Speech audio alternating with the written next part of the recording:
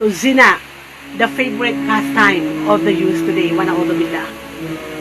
What was a taboo or taboo 30 years ago, 20 years ago, is became a mainstream today.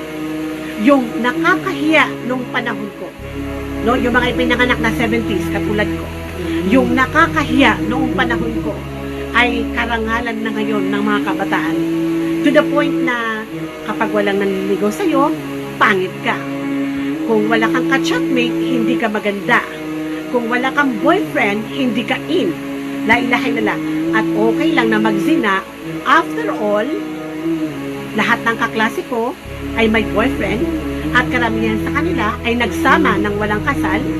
After all, lahat ng aking kagangster, lahat ng aking mga kasamahan sa organisasyon, sa fraternity, may boyfriend, may girlfriend, at nagsasama sila ng palihim, pumupunta ng short time sa hotel, sa Iligan, kung saan-saan sa Cotabato, sa Zamboanga. So anong masama doon? If everyone are doing these things, so what's wrong? Kung gagawa din ako ng kaligayahan sa buhay ko. Anong masama kung magmahal ako? Anong masama kung may ka-chatmate ako? Anong masama kung may boyfriend ako? Right? After all, mahal niya ako at mahal ko rin siya. La ilaha illallah Muhammad Rasulullah. Mga anak, yung kahiyan nung panahon ko ay pride na ngayon ng mga kabataan. Alam nyo, bago tayo magtungo sa ating pinakatopiko, noong panahon ko, yung mga 45 to 50 kaedad ko yan, kapag nagtanan o may nangyari sa isang babae at lalaki at nalaman ng mga magulang nila, kasi bawal ang mag-boyfriend sa panahon ko. At kung sakali man na nag-boyfriend, para kang tae na babago na nakakaya. At kung ikaw ay pasaway at nagtanan, subhanallah, as in nagtanan, yun lang ang naging karelasyon mo, yung lalaki ito. Alam mo anak, para lang mapangasawa mo ang babae sa Maranao. Para lang mapangasawa mo ang babae, tandang-tanda ko, may kamag-anak ako na sobrang nagmamahalan sila ng lalaki. At umaakyat yung lalaki, ayaw tanggapin ng mga magulang ng babae dahil napaka-taas ng kanilang, fried chicken sa Maranao.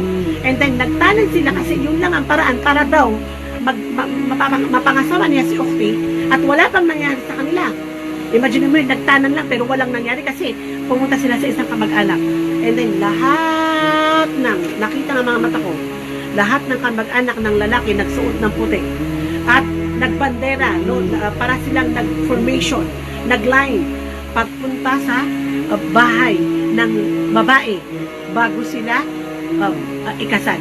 Ibig sabihin mga anak sa Maranao na lumalabas na lahat kami na yung mga buhay namin na pinutol namin dahil lang sa nayurakan ng lahi o ng kahihiyan, nagbigay ng kahihiyan ang anak namin na lalaki sa anak nyo na babae.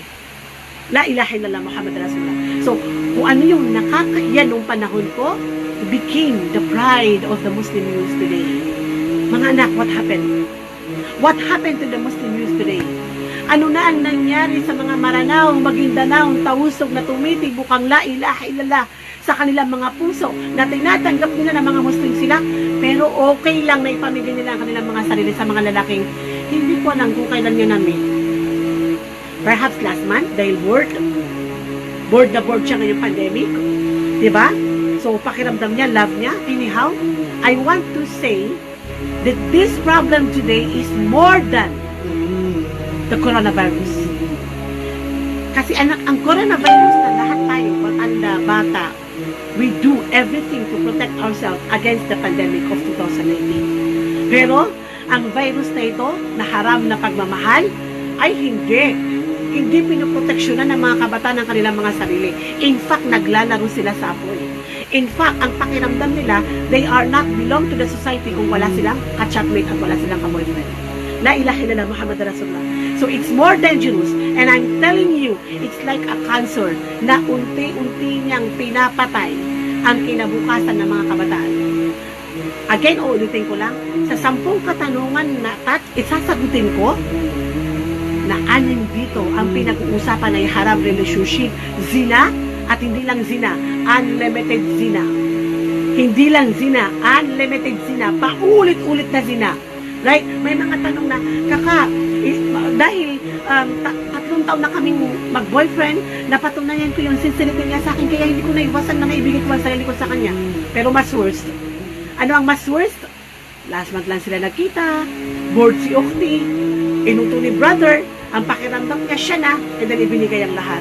And then, mga anak ko, sabi ko nga, it's like a cancer. Right? It's like a cancer na alam mo na may stage 1 ka, pero wala kang pakialam. Dahil sabi ko nga, ipinagmamalaki mo na ex ko siya. Na ipinagmamalaki mo na okay, lahat ng estudyante sa isang university, lahat nagte-text sa akin. La ilaha illallah Muhammad Rasulullah. Ipinagmamalaki mo na mayroon ka ng ex 1, 2, 3, 4, 5, 10, 20. Akala mo, wala kailangan nagmamalaki na naka 28. Hindi. Marami ring babae na nawalan na ng hiya, pinopost pa sa Facebook. La ilaha illallah. Oh, Muslima. Oh, young Muslima, what happened to you, mga anak? Right? Why zina is very easy? Why you easily give up? Right? Kahit na mo lang ka-chatmate, 1 buwan lang, 3 buwan lang, you give up already? La ilaha illallah Muhammad Rasulullah. Sabi ko nga, because ito yung epekto ng panonood nyo ng K-pop drama. Akala nyo yung K-pop drama makakatulong sa inyo? No. Akala nyo si Oppa makakatulong sa iyo? Hindi makakatulong sa iyo si Oppa. Dahil paggising mo, bapa. At paggising mo, uupakan ka ng nanay mo at tatay mo dahil nagbigay ka ng kahihiyan sa sarili mo at sa mga pamilya mo, lalo na sa mga magulang mo. La ilaha illallah. So mga anak ko, no? Ano ang mga dahilan? Na napakadami ng dahilan at ito ang ating i-discuss. At uulitin ko lang mga anak, mag-proceed na po tayo sa ating pinaka-topiko. Medyo mahabang aking introduction. May Allah protect you all from the evil of men. May Allah protect you all mula sa mga lalaking mga manyak na hindi naman talaga balak mag-asawa kung hindi ang gusto lang nila ipahigain ka na libre. May Allah protect your dignity, your chastity. May Allah protect you from the virus and cancer of this generation. Anak, unang gagawin mo, kung may ka-chatmate ka, may ka-textmate ka, may ka-callmate ka, kung may boyfriend ka, isang linggo man yan o 10 taon na kayo mag-boyfriend, na stop it na ako. Stop it. Right now. As in, ngayon, hindi bukas. Right? I-break mo na siya, takulekan. You need to stop. Tama na ang paglalaro ng apoy. Dahil ang apoy na yan, ikaw mismo ang susunugin.